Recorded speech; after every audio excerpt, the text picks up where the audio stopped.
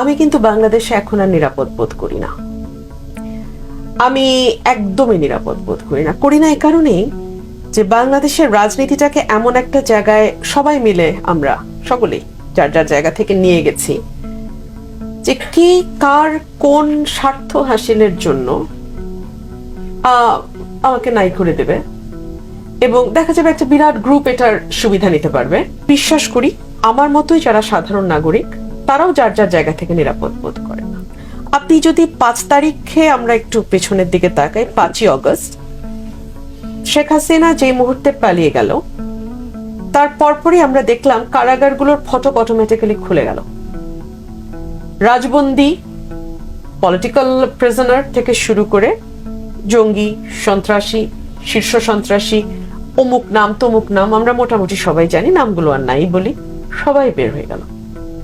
কার সাজার মেয়াদ শেষ হলো, কার সাজা বাকি আছে, কারো বিরুদ্ধে হয়তো 20টা মামলা, তার হয়তো 18টাতে বেল আছে, 2টাতে বেল হয় না। এবং আমি একজন আইনজীবী হিসেবে আমার মনে প্রশ্ন আসলো, যদি তারা এতদিন অবৈধ আটকেও থেকে থাকে, একটা তো প্রক্রিয়া আছে বের হওয়ার, নাকি এটা একটা মবের মুল্লুক?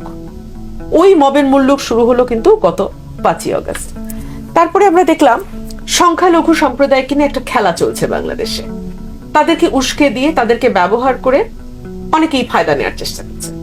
আমার ঘরের পাশের দেশ ভারতের মিডিয়া এমন ভাবে পোর্ট্রে করলো যেন বাংলাদেশে রায়ট হচ্ছে না। বাংলাদেশে আসলে রায়ট হচ্ছিল না ওই সময়। তারপরে আমরা দেখলাম আশুলিয়া, গাজীপুর, সাভার এখনো আনরেস্ট চলছে, কারখানাগুলো, ফ্যাক্টরিগুলো বন্ধ হচ্ছে, খুলছে, ভাঙচুর হচ্ছে, ইত্যাদি ইত্যাদি। আমরা দেখলাম আনসার বাহিনী তারা এক ধরনের কু করার চেষ্টা করছে। জুডিশিয়াল কু এর কথা তো আলোচনাই হলো, প্রধান বিচারপতি থেকে শুরু করে সকল অ্যাপেলেট ডিভিশনের জাস্টিসরা ধপ ধপ ধপ ধপ করে পড়ে গেলেন। একটা হজবরল না, একদম একটা হজবরল। তো এটার মধ্যে আসলে আমরা কি আইনের শাসনের কথা বলবো আর কি রিমান্ডের কথা বলবো? রিমান্ডের ব্যাপারে আমি আইনজীবী হিসেবে এটুকু বলি, বাংলাদেশের সিআরপিসিতে রিমান্ড বলে কোনো শব্দ নাই। অধিকতর তদন্ত বা ফার্দার ইনভেস্টিগেশনের ব্যাপার আছে। স্যার, আরো 2জন স্যার আছেন, আমার 3জন স্যার, ওনারা আমার চেয়ে অনেক ভালো জানেন, কারণ তারা ব্যুরোক্রেসির সাথে ওতপ্রোতভাবে জড়িত ছিলেন। সো রিমান্ড বলে কিছু না, অধিকতর তদন্ত বা ফার্দার ইনভেস্টিগেশন। সেই ফার্দার ইনভেস্টিগেশনকে আমরা ফার্দার টর্চার বানায় ফেললাম।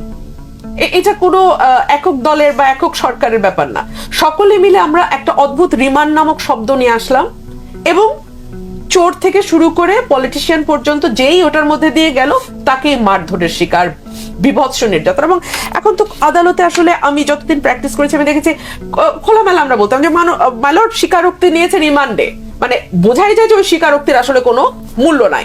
জজ সাহেবও জানে ওই স্বীকারোক্তির কোনো মূল্য নাই। তাহলে স্বীকারোক্তিটা নেওয়া হয় কেন রিমান্ডে নিয়ে? রিমান্ডে টর্চারটা হয় কি করে, যেটা আইনে নাই, যেটা কানুনে নাই, যেটা কোনো বিধিতে নাই? আর আইন বলে যে 100 জন অপরাধী ছাড়া পেয়ে যাক, একজন নিরপরাধ যেন সাজা না পায়। এই যে শত শত হাজার হাজার মামলা গত কয়েক বছর ধরে আমরা দেখলাম পলিটিক্যাল পার্সনদের উপর করা হলো, এখন আবার নতুন করে খুনের মামলা, হত্যা মামলা চলছে, এবং হরে দরে অনেককেই গ্রেপ্তার করা হচ্ছে। এই গ্রেপ্তার আসলে আমি জানি না কতটুকু আইন মেনে, আইন অনুযায়ী করা হচ্ছে, কারণ অনেককে আমরা দেখতে পাচ্ছি বর্ডার ক্রস করার সময় ধরে নিয়ে আসা হচ্ছে। আদালতে তাদেরকে প্রেরণের সময় আইনজীবীরাও তাদের গায়ে ঢিল মারছেন, ডিম ছুটছেন। এগুলো তো আসলে কোনোটাই আমাদের আইন বা কানুন বা কোনো কিছুর মধ্যেই তো এগুলো পড়ে না। মোটামুটি আমি দেখলাম 5 তারিখের পর থেকে বাংলাদেশে যার যেমন খুশি, উনিও নিজেকে সমন্বয়ক দাবি করেন, আমিও নিজেকে সমন্বয়ক দাবি করি, আপনিও নিজেকে সমন্বয়ক দাবি করেন। মোটামুটি এটা এখন আমাদের সকলেই আমরা এক একজন শেখ হাসিনা, সকলেই আমরা প্রত্যেকে যার যার জায়গা থেকে এখন সর্বময় ক্ষমতা আমরা মনে করছি আমাদের হাতে চলে এসছে। সো আমাদের যেহেতু দীর্ঘ কয়েক বছর, 15 বছরের ওপরে আমাদের এক ধরনের অভিজ্ঞতার মধ্যে দিয়ে আমরা গেছি, এক ধরনের সাপ্রেশনের মধ্যে দিয়ে আমরা গেছি, এক ধরনের ভীতির মধ্যে দিয়ে আমরা গেছি। সুতরাং আমাদের নানান রকম অবদমিত রাগ, ক্ষোভ, যন্ত্রণা আছে, সেগুলোর বহিঃপ্রকাশ আসলে আমরা নানান রকম ভাবে করতে দেখছি। এবং একই সাথে আমরা এটাও লক্ষ্য করছি যে সরকার আসলে সামাল দিতে পারছে না। আজকে বিএনপির মহাসচিব একটা কথা বলেছেন যে ম্যাজিস্ট্রেসি পাওয়ার দেয়া মানে হচ্ছে পুলিশ প্রশাসন তারা ফেল করেছে। অ্যাবসলিউটলি তাই। আপনি দেখেন রাস্তায় বহুদিন ধরে পুলিশ দেখিই নাই, গত কয়েকদিন ধরে পুলিশ দেখছি আমরা ট্রাফিক, কিন্তু তাদের ট্রাফিক কন্ট্রোলের ব্যাপারে খুব বেশি কি উৎসাহী মনে হচ্ছে? তারা বরং নিরাপদে দাঁড়িয়ে আলাপ করছেন, গল্প করছেন। ইভেন কিছুদিন আগে আমি গত সপ্তাহে গাড়ির কাজ নামিয়ে একজনকে বলতে বাধ্য ছিলাম যে ভাই গল্পটা একটু পরে করেন, আগে এখানে দেখেন কি অবস্থা, আমরা কয়েক ঘন্টা যাবত একই জায়গায় আটকে আছি। আর পুলিশ ভাইরাও বা কি করবে, কারণ কিছু দূর গেলে দেখি একদল ছাত্র বা একদল যুবক বা একদল তরুণ তারা রাস্তা অবরোধ করে তাদের দাবিনামা পেশ করছে, তাদের কথা বলছে। তো এইরকম একটা অবস্থায় সত্যি তো আইন শৃঙ্খলা পরিস্থিতি রক্ষা করা সরকারের জন্য সত্যি কঠিন হয়ে যাচ্ছে।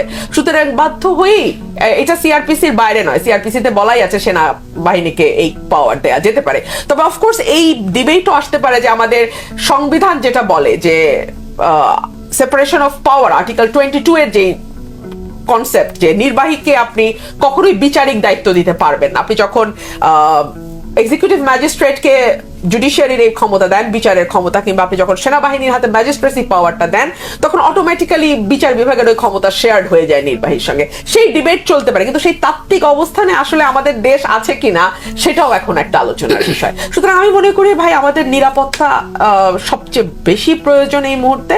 আমাদের নানান রকম ভেস্টেড কোয়ার্টার নানান জায়গায় নানান রকম কিছু করার চেষ্টা করছে, সেই জায়গা থেকে উত্তরণের জন্য 60 দিনের একটা পাওয়ার দেয়া হয়েছে সেনাবাহিনীকে।